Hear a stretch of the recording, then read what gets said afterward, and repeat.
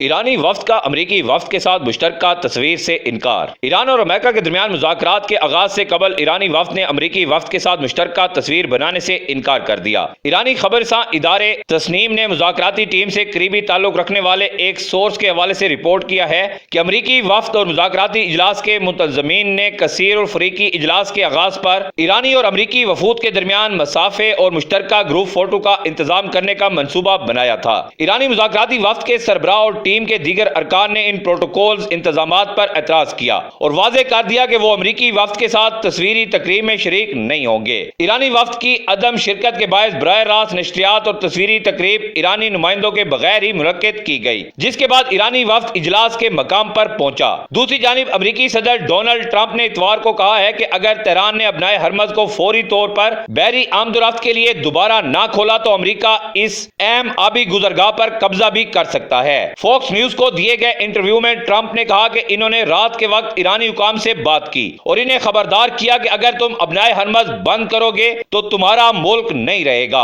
انہوں نے مزید کہا کہ ایرانی حکام کو بتایا گیا ہے کہ تم اپنے ملک تک واپس بھی نہیں پہنچ سکو گے۔